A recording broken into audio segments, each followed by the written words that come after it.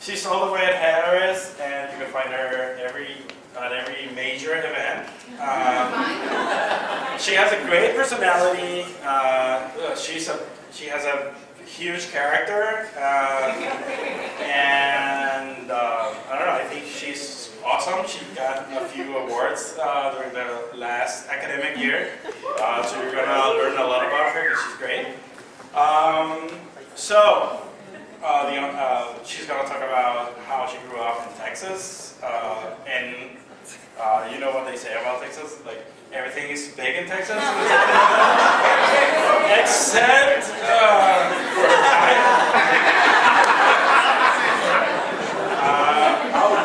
but you also know what they say, she's tiny but mighty. Welcome, Madeleine.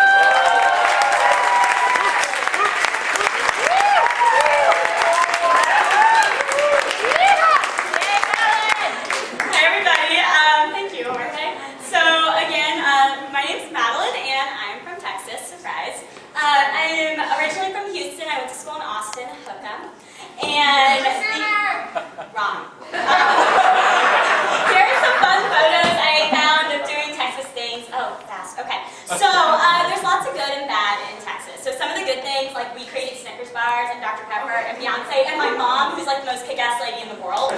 But Texas also has some critically bad situations going down. Like we're in the bottom 10 of all 50 states for healthcare access, education attainment, like not great rankings in some of those places. So here's a real rough photo of me in 7th grade. And this is, believe it or not, important to today's talk because we're going to talk about health in Texas. And so health class in Texas starts in 7th grade, and it's really critical, okay? Like we talk about tobacco use and like eating disorders, like really important things for teenagers to learn about, okay? We don't talk about sex. So that is, surprise, the topic of this conversation today. Most of my sex education had to do with this. And that's kind of a problem because there was nothing about consent or contraceptives or protection or anything, which is like really important. So personal experience, when I was in 7th grade, I was in health class, we walk in and there's some Pringles chips sitting on the desk. And nobody's paying attention to that because we're all listening or talking about this terrible PowerPoint we know we're going to see from all of our other classmates earlier in the day, talking about these horrific photos, really frightening stuff, and it's exactly what you think it is, okay? It is just like slide after slide of infected genitalia, okay? Like herpes, gonorrhea, chlamydia, like all of it, okay? 12 years old. So, this is a screen grab from The Greatest Show, The Office, American version. Yep. And Andy is showing his colleagues essentially what my health teacher did, which was just photo after photo of STDs. So the lesson was, like, you need to abstain from sex before marriage or you'll get an STD or like everything bad will happen to you, okay? Because like nothing bad happens in marriages, okay? And it was like, a lot of really serious nothing down about this, and like it's just like really serious topics to talk about with 12-year-olds, so like why the hell would you scare them so quickly? And here, so you probably forgot about the Pringles chip, so did we. The teacher asks us at the end of the class, she's like, oh, did you learn anything? And we're like, yeah, we're never having sex, this is really freaky. And she's like, did you eat your chip? And we're like, yeah, we ate our chip. And she's like, do you want another chip? We're like, yeah, let's get another chip. And this is kind of where we spiral. The teacher said,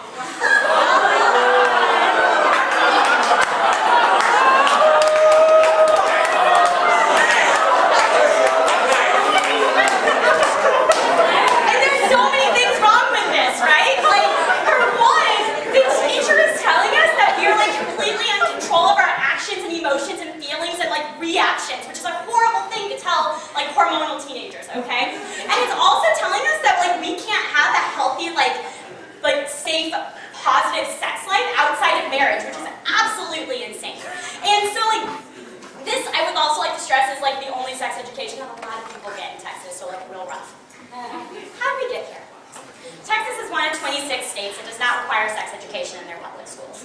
School districts can choose to teach sex ed, but they have to be pro-abstinence, can't talk about contraceptives, doesn't have to be medically accurate, and they don't have to teach about, they have to teach about LGBT people in a negative light.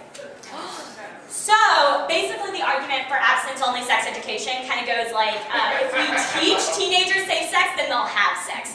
And the problem with that is it completely ignores the fact that 75% of people before the age of 20 have premarital sex. So we should probably talk about it. So this argument has been proven after empirical study of empirical study. It doesn't work, okay? There's a positive correlation between every state that teaches abstinence-only education and their higher teen pregnancy rates. This map shows us here that the percent of high school students who didn't use any method to prevent pregnancy the last time they had sex, 1 in 4 in Texas, highest in the nation. We're not the highest in teen pregnancy, we're number 3. Behind New Mexico and Mississippi, so shout out for anybody. And I want to stress though that this is not a Texas-only problem, okay? The United States has been really into abstinence-only sex education since the 1980s with President Ronald Reagan. Not a Texan, regardless of the cowboy hat. He was part of something called the moral majority, which kind of came in with a very hard conservative base. So in 1981, only 3 states required sex education, and they were really comprehensive with no federal parameters. And then Reagan was like, let's give the states millions of dollars for abstinence-only sex education, and then the AIDS epidemic hit. So parents really started to panic, okay, because they were like, my kid's gonna have sex, they're gonna get AIDS, they're gonna die.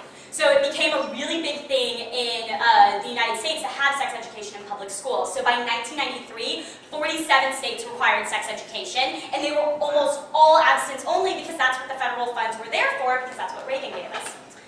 Now I'm going to show you, we got Clinton the Democrat and Bush the Republican. 2 political parties to show that it doesn't matter what political base you're in, because they each signed in hundreds of millions of dollars to abstinence-only sex education, and basically solidified that it was here to stay. And then Obama came in, and he was like, guys, the science is super clear. This doesn't work, so we should probably not do it. And in his 2016 budget, he eliminated abstinence-only sex education. But a lot of states still have it because they indoctrinated it into their state laws in the Bush era in the early 2000s. But we don't have him as president anymore. And it was kind of unclear what Trump was going to do. Nobody really knew his stance on this. Turns out he's really into abstinence-only education. Because this year, he eliminated 80 different studies looking at different types of sex education outside of abstinence only, especially this really political appealing one called Abstinence Plus, where you teach abstinence along the side of comprehensive sex education. So in summary, the human body is a wondrous miracle of nature, with the exception of a few small areas that can destroy society if exhibited or discussed in public. And your Pringles chip is the equivalent of an STD.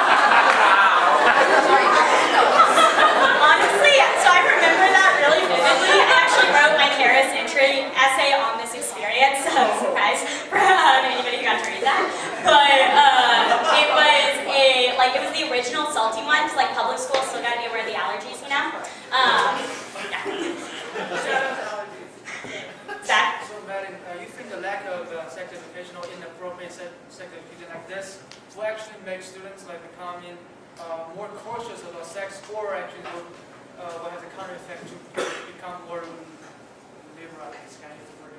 Yeah, that's fair. Yeah, good question. So essentially, before I do my personal feelings on that, so actually to prepare for this, I read roughly 30 studies to figure out the data behind this. And so it turns out that regardless of if we teach kids about sex, they're still having it at the normal rate. It doesn't look like when we give them comprehensive safe sex education that they increase their activity. They just do it in a really safe manner, which should be a goal. And honestly, those are my personal feelings. I want to make my career out of safe sex education, so if you're hiring.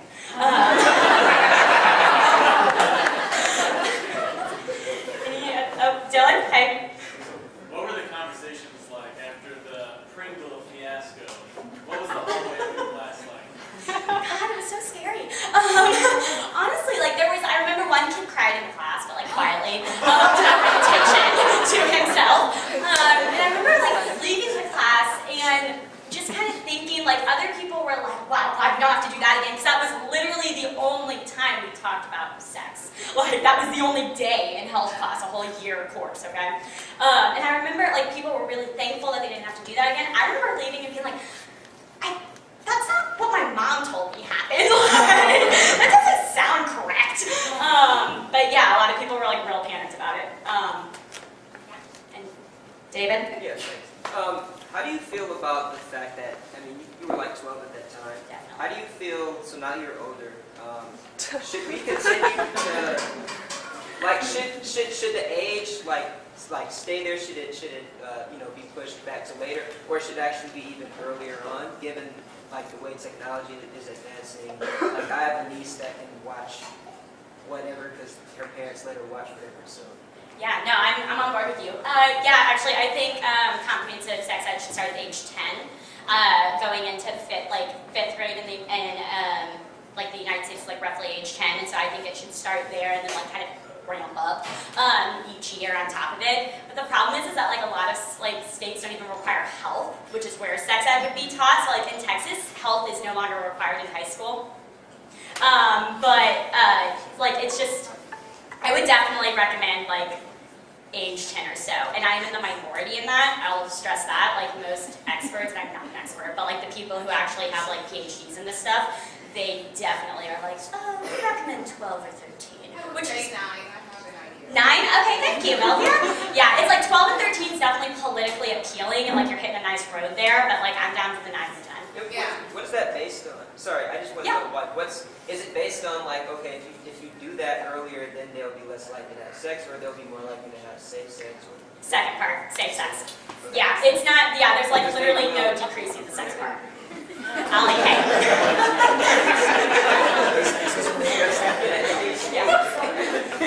As a non-US American, I really struggle to understand why if Reagan effed up so many things in so many different ways, why is he such a hero for so many people? Oh my God, okay, you and me both. Reagan, okay, so something to understand as like a history lesson with Reagan essentially, so I touched on it a little bit with his moral majority base, so like that was really driven by like a very potent, like loud base that was very religious and very conservative. And it was kind of in like a very new like Republican takeover of the nation because like the Democrats were weakening and like Republicans were like swinging in. Like one of his elections he won 49 of the 50 states. So he was just like beloved. And I really can't come to terms with it. Like I've looked at the trickle down economics. I've looked at his like sex ed economics. Economics just like lifestyle really. And I really can't figure it out, to be honest. It's disappointing to me and my family. How many, Jorge, are we doing on questions? Are we, okay. You briefly mentioned your mom talking about it. So how did your parents approach it, and how would you suggest parents discuss this? Yeah, great question. So I'm from Texas, which is like a very conservative state, but my family is a much more liberal, open family. We are Catholic, which adds a nice little twist to it. It was a very open relationship with both of my parents to talk about like safe sex. So I got that both from my mom and my dad, which I know is a very unique situation, like at least in the United States and I imagine abroad as well. And so I had a very like unique understanding with both of my parents. Like my dad took me to buy tampons for the first time. It was awkward and uncomfortable, but it was good. I guess I would recommend when it comes to like parents talking to kids, because I did find that there's just not enough time, like in 20 seconds to talk about all this, but it was something like 74% of parents want public schools to teach sex education because they're not. And like it's a really uncomfortable topic. Like you don't want to tell your kids that because it like somewhat sort of takes away their innocence and it's really uncomfortable to like talk about because then like you're imagining your parents and like it's really weird. And I get that, I totally get that. But like you have to do that. And so like you have to push through. And I guess it's just like, I mean that's just kind of how it like, that would I guess be what I would suggest that parents do, but I'm also not a parent, so I can't totally relate.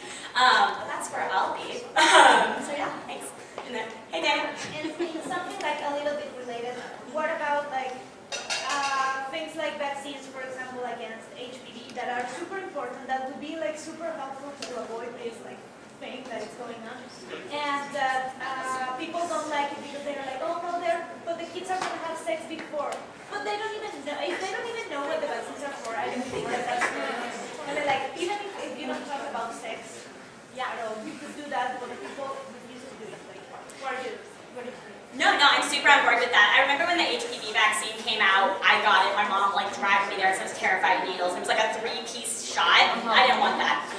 But she was like, you're getting that vaccine. And I remember we got that, and like boys just recently got recommended for the vaccine. And I know that was I don't know, I really think that could be like a stepping stone for parents when it comes to talking about it. I mean, they could definitely push it under the rug and be like, oh, it's another vaccine, like mumps. But I think that would be a really excellent stepping stone. I mean, like, we're giving you the HPV vaccine, and it's really critical for, like, X, Y, and Z, and, like, let's jump off and have a really long 3-hour conversation about that. But, yeah. We're done? Okay, one more question. Sorry, Matthew, hey. Just good for, like, all seniors. Hey. Given that you could make the argument, well, this is like a public health issue, should it be left up to the individual states to make the decisions? Or should it be something decided by the federal government? How to reconcile those two arguments? In my perfect world, the federal government would like figure this out in a concise, easy manner and be like, game over, here we are. That's not where we're at.